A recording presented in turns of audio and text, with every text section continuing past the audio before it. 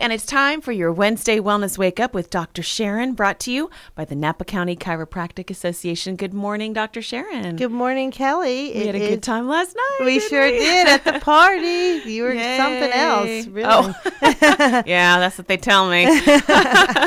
Glad you could come last night. It was great. And Bob really rocked the house. Yes, the Dudleys rocked the Vine VIP party. It's great. Playing the Uptown stage again. Hey, Kelly, I have a wonderful dear friend and colleague with me today. I can't wait for people to hear about what Maureen Powers is up to. Good morning, Maureen. Good morning. Glad to be here. Yeah, Maureen is a neuroscientist, and she studies the visual system, and she has published widely, and she's really an expert, ranging from infant vision to regeneration of the visual system. And she has become part of an amazing organization called the Gemstone Foundation. She's the senior scientist and director of research for the Gemstone Foundation, which is a nonprofit that helps people achieve maximum use of their visual system for everyday life.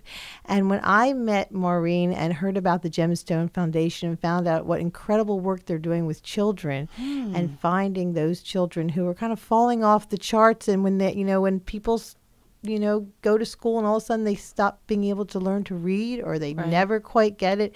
And Maureen has really created a system to help those kids. And so, Maureen, tell me exactly what the Gemstone Foundation is all about and what kind of work you're doing to help these kids. Yeah, well, first, thanks so much for having me. This is a wellness program, and that's really appropriate for this topic because when people's eyes don't work as well as they want to, it just, impacts all kinds of aspects of their lives. Right. So what we do, what Gemstone specializes in, is helping children especially discover whether their visual systems are working right or not. And if not, we help them improve. And the basic idea is that there's some simple tools out there that we can use in addition to standard school screening, which I'll come back to in a minute, that can help us identify these kids. And once we find them, then we can give them basically 3D video games to help them improve. Yeah, Really? Yes, so cool. Maureen, tell me a little bit more about this mandatory visual screening program that I was so stunned when you talked to me about, every kid has a mandatory visual screening when they start school. But tell us about what's missing with this.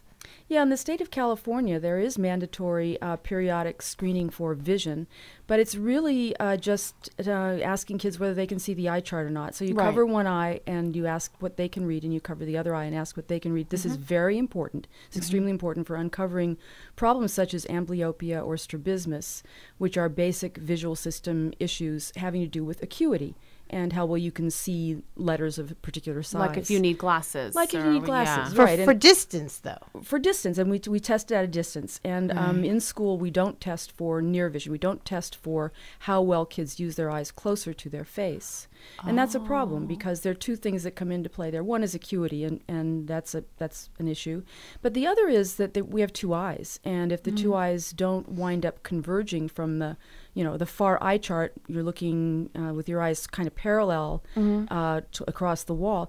And then when you look at a book, they converge, right? Well, if they don't converge together, then they have what we're calling eyes in conflict. The eyes can actually conflict with each other, giving the kids ultimately sometimes double vision. They tell us the words move around, they wiggle, they jump. They can't. One child at a school in Los Angeles recently told us that the words wouldn't hold still. They won't hold still, so I can't see them.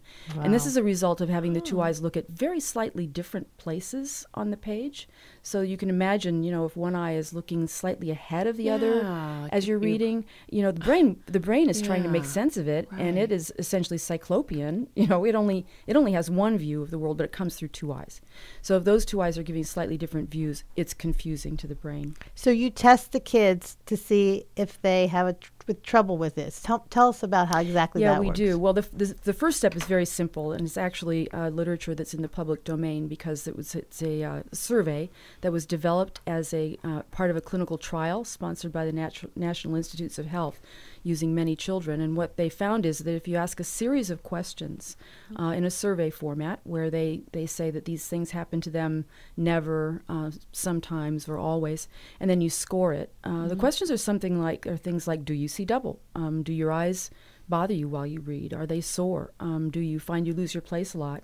And you can get a score on this symptom survey, and it turns out that if the score is a certain amount, that it's likely that they have this, what we're calling eyes in conflict problem. Other people call it convergence insufficiency. Technical terms, it also is related to accommodative insufficiency and infacility. So the thing is, apparently it's very low cost to have this testing done per child in a school. And if they do find it, you actually have a very simple and fun way for them to correct it. Right. Well, the as I said, the survey is actually in the public domain. Gemstone Foundation charges $1 processing fee. We're a nonprofit, so if you take it and you send it in our website, we'll charge you $1.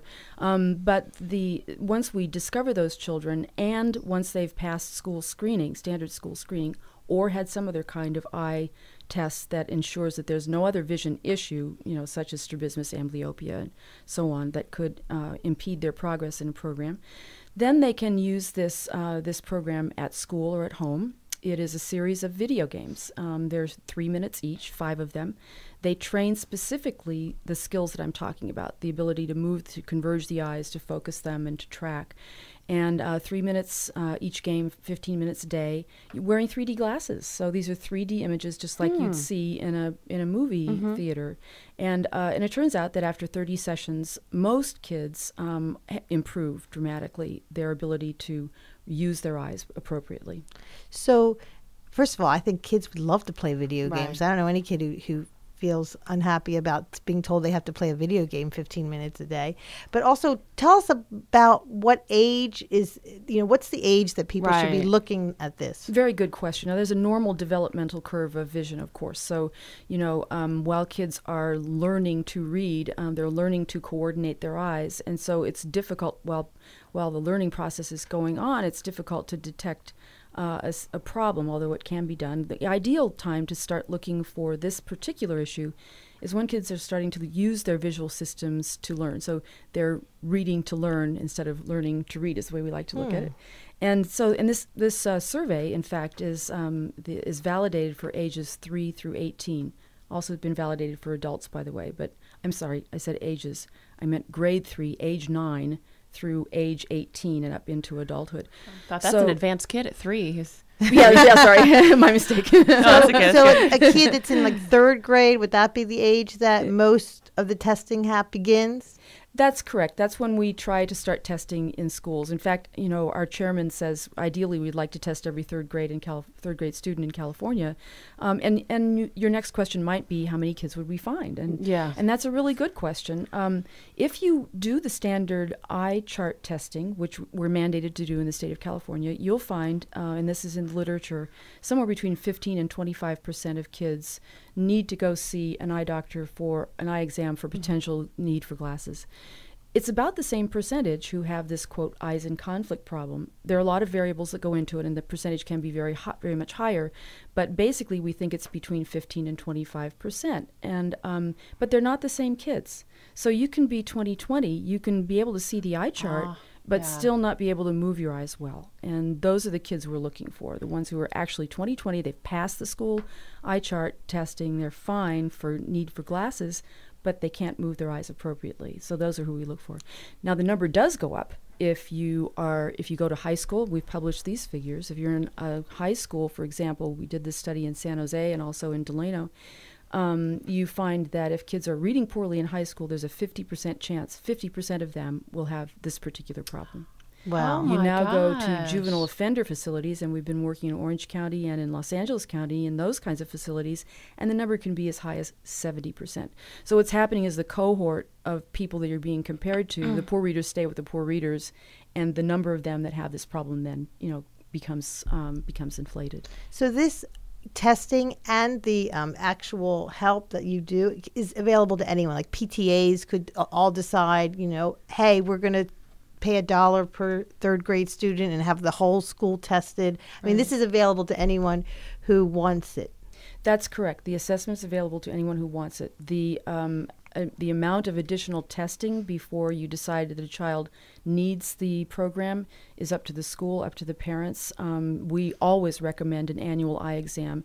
And when we do our additional screening, we have optometrists on our board.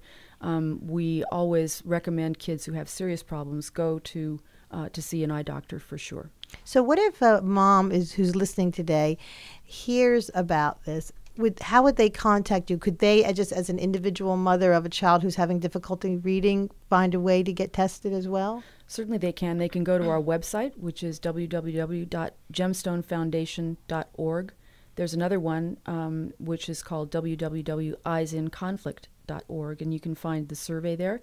You can fill it out and fax it in to us. We will then consult with you, we will definitely recommend that you see an eye doctor, and we'll go from there.